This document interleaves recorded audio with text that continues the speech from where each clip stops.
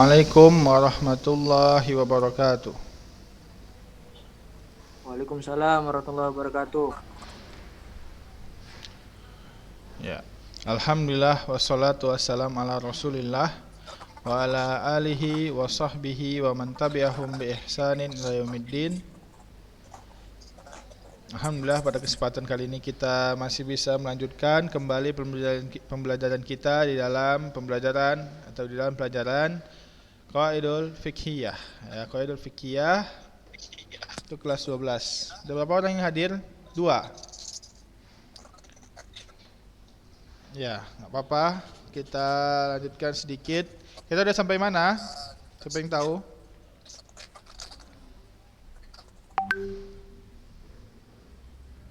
Halaman 49 Ustaz. Halaman 49. Qaulu sahabi hujjatun alal asah itu. Iya Ustaz, belum selesai penjelasannya Ustaz. Belum selesai ya. Ya, kita ulang kembali terhadap kaidah ke-33 halaman 49 ya. Kita lihat di sini. Qaulu sahabi hujjatun alal asah ma lam yukhalifu mislahu fama rajah. Ya. Nah, di sini perkataan sahabat ini adalah hujjah alal asah, yang paling rajih, walaupun di situ ada yang bilang enggak hujjah, tapi yang paling rajih adalah hujjah ketika malam yukhalifu mislahu, ketika tidak bertentangan dengan pendapat sahabat lainnya. Ketika ada salah seorang sahabat mengatakan A, kemudian sahabat lain mengatakan B, dan itu bertentangan, maka dua-duanya itu tidak bisa menjadikan hujjah, kecuali diambil yang rajihnya yang sesuai Al-Quran dan Sunnah. Ya, itu dia. Kenapa? Karena ketika sahabat mengatakan A dan para sahabat yang lain setuju dan diam, itu adalah namanya ijma'us sahabi. Ya, iya, ijma'us sahabi. Nah, jadi para sahabat sudah berijma tentang pendapat salah seorang sahabat yang mengatakan pendapat tersebut. Paham ya? Ketika ada satu sahabat yang mengatakan pendapat A dan yang lain tidak ada mengingkari, berarti itu menunjukkan semua sahabat menyetujui pendapat beliau, ya, pendapat salah seorang sahabat tersebut. Karena para sahabat ketika ada yang menyelenceng, ada yang menyeleweng dari Alkitab dan Sunnah, maka mereka pasti akan mengingkari atau menegur orang yang berpendapat yang menyeleweng dari Alkitab dan As-Sunnah. Ketika tidak ada, maka otomatis maksudnya mereka menyetujui pendapat tersebut, ya, tersebut. Lihat sekarang, wahia qaula sahabi qaulan fahal qauluhu hujjatun am laisa bihujjatin. Ikhtalafa ulama fi dzalik. Jadi ada perbedaan pendapat, itu hujjah atau enggak. Yang pertama, ana qaulu sahabi hujjah, bahwasanya perkataan sahabat adalah hujjah. Li'anna sahabah, karena sahabat itu adalah sebaik-baik periode atau sebaik-baik umat dari umat Nabi Muhammad sallallahu alaihi wasallam, dan yang paling mengerti tentang syariat Allah, ya. Syariat Allah, maqasidus syariah, maksud-maksud syariat, maka para sahabat paling tahu, ya. Dan mereka adalah yang paling dekat dengan Nabi Muhammad sallallahu alaihi wasallam. Maka perkataan mereka adalah hak, ya. Ketika ada sahabat yang menfatwakan sesuatu, maka itu adalah hujjah, ya.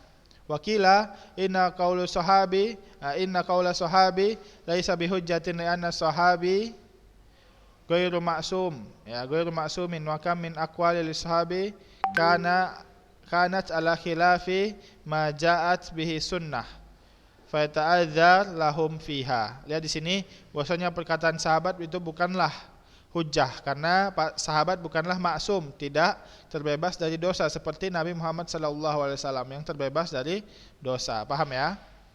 Nah, bahwasanya betapa banyak pendapat sahabat yang khilaf, yang berselisih dari Alkitab dan As-Sunnah, ya. maka mereka itu bukan maksum, ya. Dan ada pendapat yang ketiga bahwasanya sahabat-sahabat yang dia terkenal dengan fuqaha, yang ma'ruf bil fikhi, yang terkenal dengan ilmu fikih dan fatwanya, maka perkataan mereka adalah hujjah. Karena mereka adalah yang paling jelas dan yang paling yang kemungkinan benarnya itu paling dekat atau paling hampir menyentuh 100%, ya.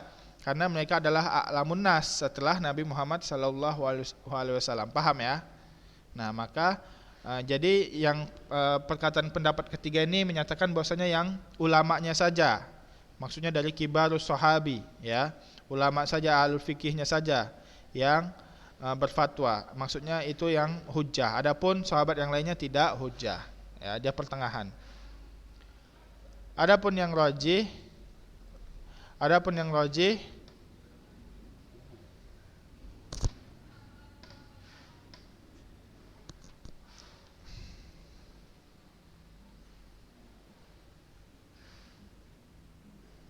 wa amma, ya di sini wa amma man kana mujaradun sahbah wa lam ya'rif bi fikhi wala ilma fa inna qaul laysa bihujjah, ya, fa inna qaulahu laysa bihujjatin wa hadzal qaul al mufassal aqrab ila shawab. Nah, di sini muallif menyebutkan bahwasanya perkataan yang paling mendekati kebenaran adalah pendapat yang tiga ini, yang ketiga maksudnya, bukan yang tiga ini, yang ketiga, karena yang dimaksud dengan perkataan sahabat yang hujjah yaitu yang perkataan sahabat yang diklaim sebagai hujjah itu adalah perkataan sahabat yang dari kibarus sahabah, ya, pembesar-pembesar sahabat yang paling banyak keilmuannya, ya, bukan hanya sekedar tahu aja gitu, hanya sekedar sahabat melihat Nabi aja tapi dia jarang ketemu Nabi, bukan. Akan tapi ini para kibarus sahabi yang terus menuntut ilmu kepada Nabi Muhammad SAW, maka perkataan mereka adalah hujjah. Wala hadza fama fin nazam laisa ala itlaqihi. Maka karena ini, ya, nazam ini menyebutkan bukan kepada mutlak, bukan mutlak menyebutkan bahwasanya perkataan sahabat hujjah. Maka disebutkan di sini muallif tidak menyebutkan qaul sahabi hujjah, enggak menyebutkan itu aja. Akan tapi disambung dengan bait setelahnya malam yukhalifu mislahu fama rajah, ya. Ketika tidak diselisihi oleh pendapat sahabat yang lainnya, ya, ditambah dengan perkataan beliau malam yukhalifu mislahu fama rajah, yakni, nah, bahwasanya syarat bahwasanya pendapat sahabat adalah hujjah yaitu ketika sahabat yang lainnya ketika perkataan dia tidak menyelisihi perkataan sahabat yang lainnya, atau sahabat lainnya tidak ada yang menyelisihi pendapatnya. Nah, itu maka itu menjadi hujjah. Fa ittaba'u ma rajah, maka diikuti apa yang rajih. Ketika ada perbedaan pendapat antara sahabat, maka ikutilah yang paling dekat dengan Al-Qur'an dan Sunnah, karena dia yang paling dekat dengan kebenaran. Wa yashtaritu syaratul akhir lakinnahu ma'lum wa huwa, nah, disyaratkan juga yaitu tidak menyelisihi Al-Qur'an dan Sunnah, kan tapi ini jelas telah menjadi syarat, ya, maksudnya ini telah diketahui jelas lah bahwasanya pendapat itu tidak boleh menyelisihi Al-Qur'an dan Sunnah. Ketika dia menyelisihi Al-Qur'an dan Sunnah, maka itu jelas pendapat yang salah. Fa inna khalifan nasil kitab fa inna khalifa nasil kitabi au sunnah fa qawlu laysa bihujjatin bal yata'adzaru lahu, ya, maka perkataan yang menyelisih Al-Qur'an dan Sunnah maka itu laysa bihujjah, ya.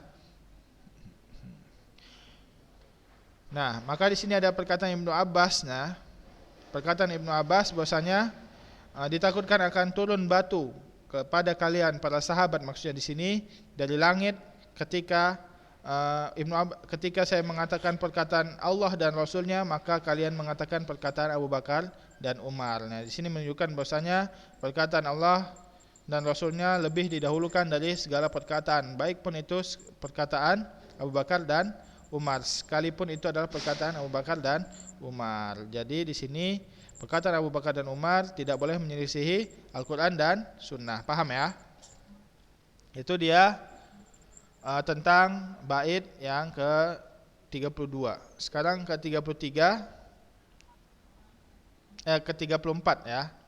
Tadi 33, sekarang 34. Nah, ini tentang masuk ke usul fikih kita. Wa hujjatut taklifi khudha arba'atun. Wa hujjatut taklifi khudha arba'atan. Qur'anuna wa sunnatu musabbit Qur'anuna wa sunnatun musabbitatun min ba'diha ijma'u hadhil ummah wa rabi al-qiyasu fafhamannahu ya, fafhamannahu. Kita baca sekali lagi. Wa hujjatut taklifi khudha arba'atan Qur'anuna wa sunnatun musabbitatun min ba'diha ijma'u hadhil ummah wa rabi'ul qiyasu fafhamannahu. Lihat di sini ya, kita artikan, maka hujjah terhadap taklif atau pensyariatan ya bagi umat itu ada 4. Maksudnya masdar Islam ya, diambil hukum Islam itu dari 4 ya. Dilalatus syar'i, maksudnya dalilus syar'i itu ada 4 dalil. Yang pertama Qur'anuna, kemudian as-sunnah musabbitatun yang sahih, bukan sunnah yang dhaif. Kemudian setelahnya ijma' hazil ummah, ijma' umat ini ya, tidak ada yang boleh menyelisihi ya. Seperti ijma' sahabat, ijma'ut tabi'in, ijma' abad tabi'in ya, ijma'ul ummah dari zaman sahabat sampai sekarang. Itu ketika ijma' maka dia menjadi hujjah. Dan yang keempat adalah qiyas, fafhamannahu, maka pahamilah qiyas ini ya. Qiyas ini adalah yang paling terakhir setelah Al-Quran dan Sunnah dan ijma' ya. Kita lihat di sini penjelasannya. Ini adalah kaidah ke-34. Kaidah ke-34. Wahia anna hujjatut taklif, hujjah taklif ya, maksudnya yang bisa dijadikan hujjah, sesuatu yang bisa dijadikan hujjah atau pondasi terhadap taklif, pensyariatan agama ya, pensyariatan agama. Allati takunu bihat taklif, yang mana dengannya takliful lil ibad, yang mana dengannya ada pensyariatan kepada hamba-hamba ya, maksudnya salat, zakat, apakah ini wajib ataukah ini sunnah ataukah ini haram ataukah ini makruh, maka itu dari hujjatut taklif. Nah, hujjatut taklif ini ada berapa? Ada 4. Ini cuma 2 orang aja dari tadi. Mana yang lainnya?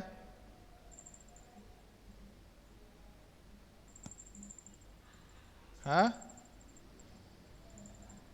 Mana yang lainnya ini? Baru masuk tuh, Ustaz. Si Akmal. Ya, yang lainnya? Mana mereka, salah channel lagi mereka?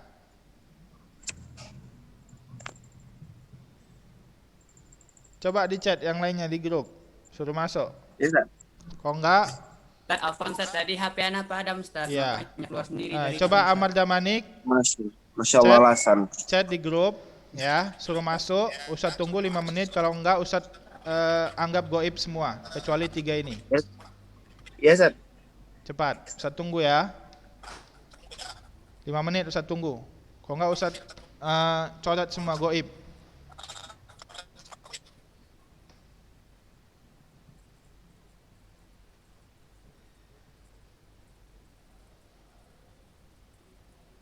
Nanti Ustaz itu kabarin lagi ya, Amar ya.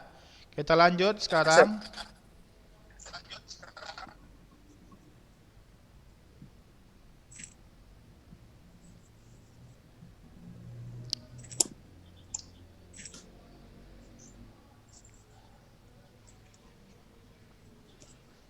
Ya, hujjatut taklif itu ada 4. Wahia Al-Quran. Yang pertama adalah Al-Quran, As-Sunnah, ya, yang kedua Sunnah, yang ketiga Ijma', Yang keempat kias as-sahihah. Ya, lihat di sini kias as-sahih, maksudnya kiasnya harus benar, enggak boleh kok salah itu berarti bukan hujjah. Ya, Al-Qur'an, kemudian sunnah yang sahih, kalau dhaif berarti dia bukan hujjah.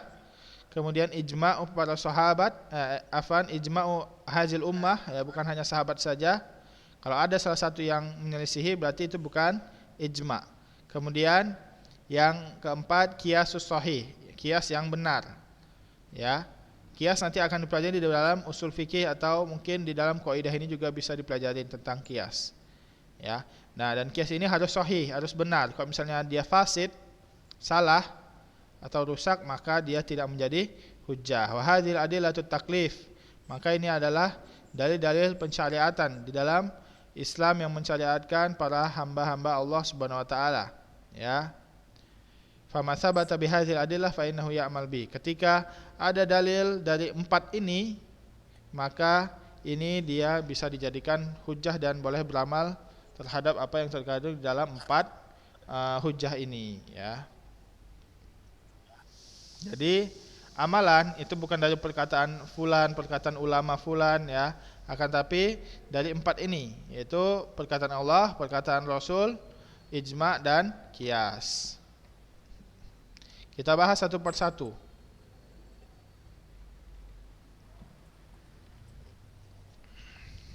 Yang pertama, awaluha Alkitab.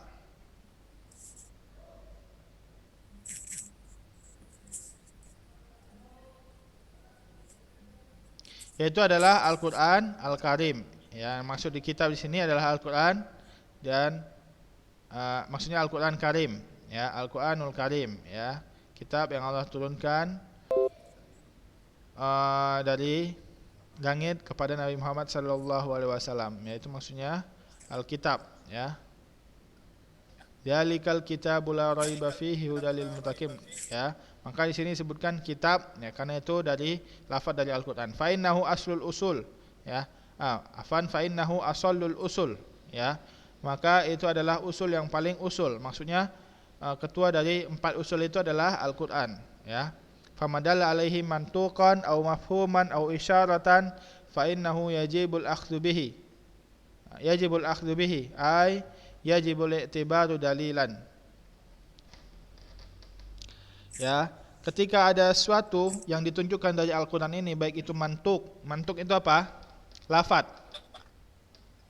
Lafaz, misalnya wa aqimus shalah. Nah, mantuknya apa? Mantuknya adalah wajib salat. Atau mafhum. Contohnya, wala taqul uffil lahuma. Ya, janganlah berkata berarti enggak boleh durhaka, itu mafhumnya, enggak boleh durhaka kepada orang tua, itu dia mafhumnya. Kemudian isyarah atau sesuatu yang diisyaratkan dari Al-Qur'an, maka itu adalah yajib, ya, wajib untuk diambil hujjah sebagai hujjah, ya, sebagai syariat, atau wajib untuk menjadikannya dalil, maka itu adalah dalil. Jangan kita bilang enggak ada, ya. Nah, itu ya yang pertama Alkitab. Tsumma inna hadzal fi'la allazi dalla alaihi alkitabu qad yakunu wajiban wa qad yakunu manduban wa qad yakunu haraman wa qad yakunu makruhan wa qad yakunu mubahan, lakin al-muhim an na'tabirahu dalilan. Akan tapi perbuatan yang dibuahkan dari dalil Alkitab ini bisa jadi dia wajib, seperti perintah, contohnya wa aqimus shalah wa atuz zakah, berarti dia wajib. Atau bisa juga manduban, ya, misalnya sholatud duha, ya. Nah, itu ada mandub. Kemudian bisa juga haram, wala taqrabuz zina, itu menjadi haram. Bisa juga makruh, ya. Nah, bisa juga mubah, fantashiru fil ardi, nah itu mubah, maka itu dia berputar antara 5 hukum tersebut, ya. Namanya ini hukum taklif. 5 hukum tersebut ini namanya ahkamut taklif. Paham, ya? Ahkamut taklif ada berapa? Ada 5. Wajib, sunnah, haram, makruh, dan mubah. Nah, dan Alkitab maksudnya Al-Qur'an Al-Karim ini bisa menunjukkan antara 5 hukum tersebut. Yang penting kita menjadikan dalil-dalil atau ayat-ayat di dalam Al-Quran sebagai dalil atau hujjah, yang mana dengannya seseorang bisa dinyatakan berdosa atau berpahala karena ada dalilnya tersebut. Paham ya? Udah dikasih tahu Amar?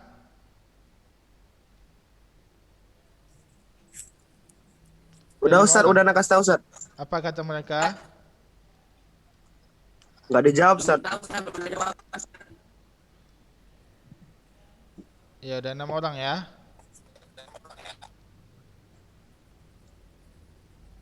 Siapa yang belum masuk ini kasih tahu ya di grup, nanti Ustaz anggap gaib. Nilai hariannya hilang nanti. Ya, jangan sampai kebiasaan begini. Kemudian lihat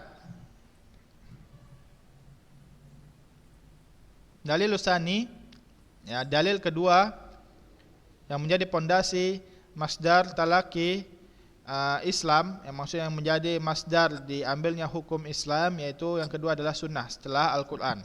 Ya, as-sunnah yakni sunnatul Rasulullah sallallahu alaihi wasallam, wa hiya imma qauluhu au fi'luhu au iqraruhu.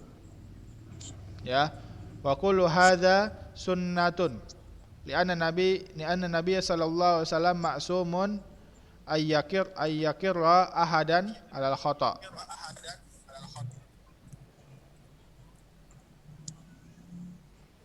Ya, lihat di sini, jadi sunnah maksudnya adalah sunnatul Rasulullah, maksudnya adalah hadis Nabi Muhammad sallallahu alaihi wasallam, ya.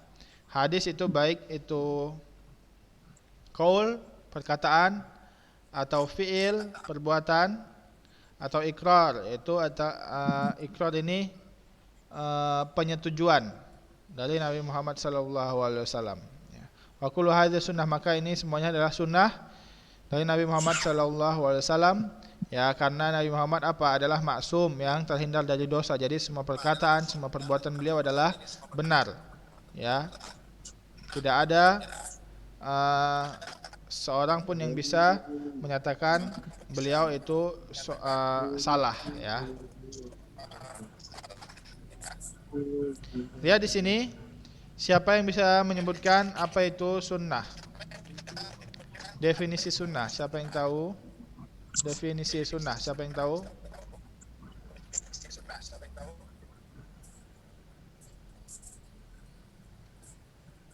Anas Ustaz.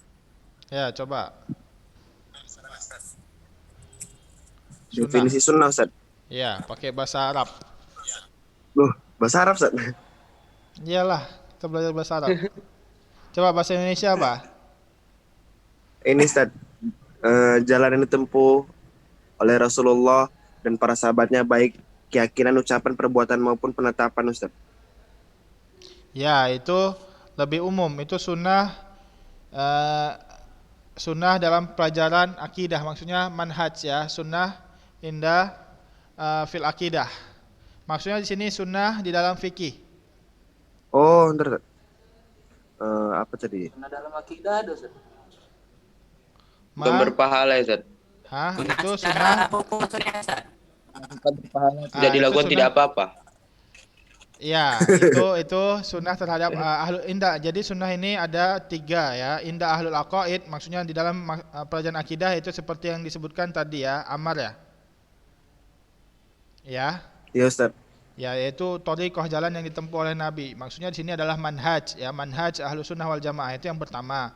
Yang kedua, indal fuqaha, terhadap dari ahlul fikih, maksudnya sunnah adalah apa yang dikerjakan berpahala, yang ditinggalkan tidak berdosa, itu indal. Tidak berdosa.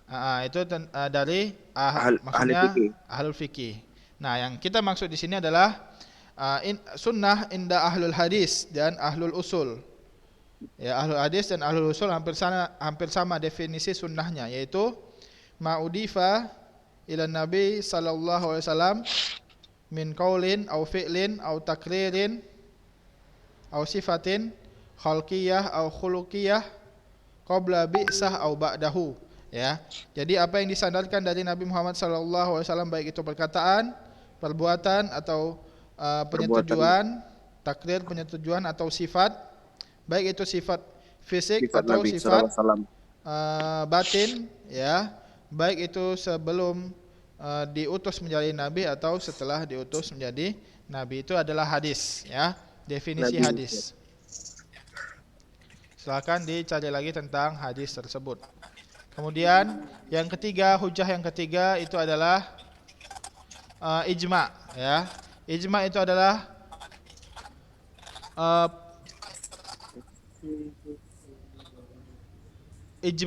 penyetujuan seluruh umat tentang satu pendapat, ya. Contohnya wajibnya sholat 5 waktu itu adalah ijma seluruh umat. Tidak ada satu orang pun yang mengaku dia di dalam Islam yang mengatakan sholat itu nggak wajib, ya. Kalau dia mengatakan sholat itu nggak wajib, berarti dia keluar dari Islam. Bahwa ijma wa hazil ummah, ya, suatu pendapat yang telah disepakati, ya, kesepakatan seluruh umat, maka itu adalah hujjah. Bahwa ittifaq al-mujtahidi, ya, ittifaqul mujtahidi, contohnya Imam Arba'ah, yaitu imam yang 4, Imam Malik, Imam Ahmad, Imam Syafi'i dan Imam Abu Hanifah telah berijma tentang satu pendapat, maka itu dia namanya ijma, ya, maka pendapat ini adalah hujjah. Ya, paham ya? Hadil ummah ala hukmin minal ahkam au fi'lin minal af'al, ya. Maka ketika seluruh umat telah berittifaq, ya, terhadap satu pendapat atau terhadap satu hukum, maka itu adalah hujjah. Ketika ada para ulama yang mengatakan bahwasanya ini telah ijma para ulama tentang pendapat ini, tentang pendapat itu, maka itu adalah hujjah, tidak boleh diselisihi. Ketika seorang menyelisih ijma, maka dia jelas salah dan berdosa. Paham ya? Tidak boleh menyelisihi ijma. Fa ijma wa hadhil ummah hujjatun liqaulillahi tabaraka wa taala, maka ijma ini adalah hujjah dari firman Allah Subhanahu wa taala, wa may yushakikir rasula min ba'di ma tabayyana lahul huda wa yattabi' ghayra sabilil mu'minin nuwallihi ma tawalla wa nuslihi jahannam wa sa'at masira. Ya, barang siapa yang memusuhi Rasul setelah, maksudnya mendebati Rasul, ya, maksudnya memperkarakan perkataan Rasul setelah jelas baginya huda, yaitu Al-Quran dan Sunnah, dan dia mengikuti jalan, ya, selain jalannya orang mukmin, maka Allah akan nuwallihi ma tawalla, akan menyelewengkan jalannya dan akan memasukkannya ke dalam neraka jahanam wa sa'at masira, dan itu adalah akhir yang sangat pedih. Ya, di sini ini adalah ancaman dari Allah Subhanahu wa taala bagi orang yang menyelisihi ijma. Ya, di sini menunjukkan bahwasanya ijma itu adalah hujjah. Itu yang dalilnya, ya. Kemudian ada juga Allah Subhanahu wa taala berfirman, fa in tanaza'tum fi syai'in farudduhu ila Allahi wa rasuli in kuntum tu'minuna billahi wal yawmil akhir, dzalika khairun wa ahsanu ta'wila.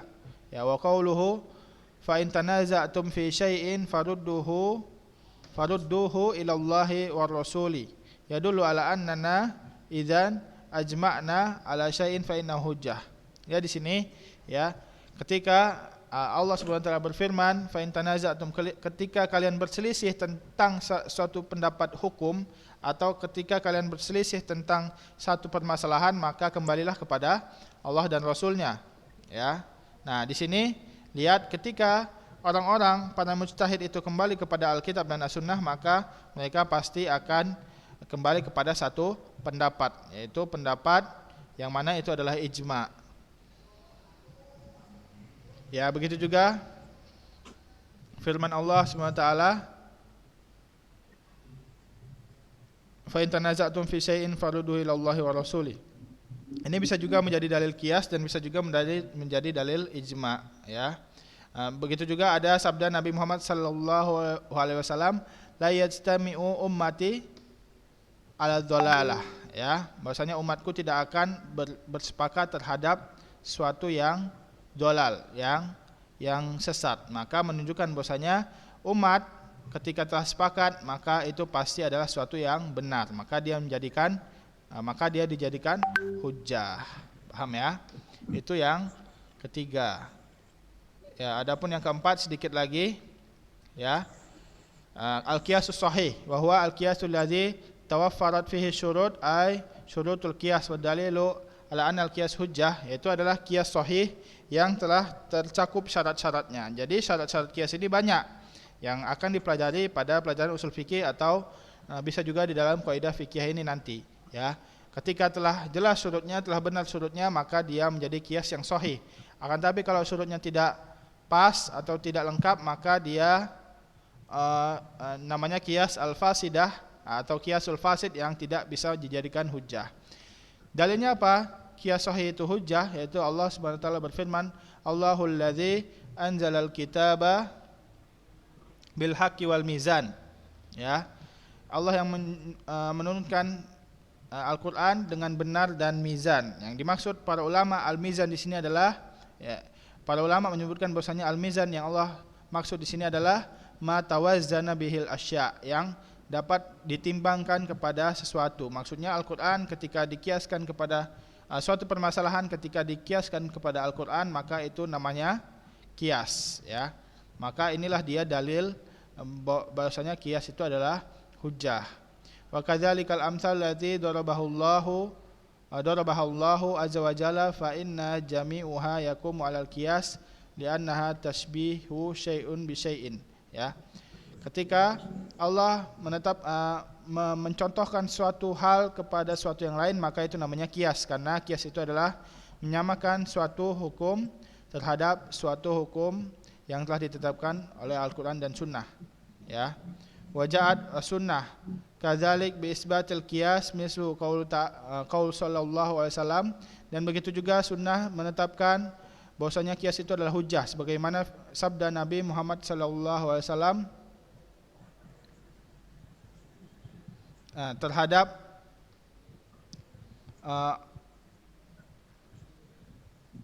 para sahabat, ya. Nabi Muhammad bersabda, ara'aita law kana ala ummika dinu faqadaitahu akana yajzi anha, qalat na'am. Qala afara'aita law kana ala ummika dainun faqadaita akana yajzi anha, qala na'am. Qalat na'am. Qala fadainullahu ahaqqa ayyaqdiya. Lihat di sini ayyuqda. Lihat di sini. Jadi sini Nabi Muhammad sallallahu alaihi wasallam terkadang mengkiaskan juga, ya. Bagaimana menurutmu jika ibumu mempunyai utang dan kamu bayar? Apakah utangnya itu dia terbebas dari utang itu? Maka para sahabat menjawab, maksudnya sahabat di situ menjawab ya. Maka begitu juga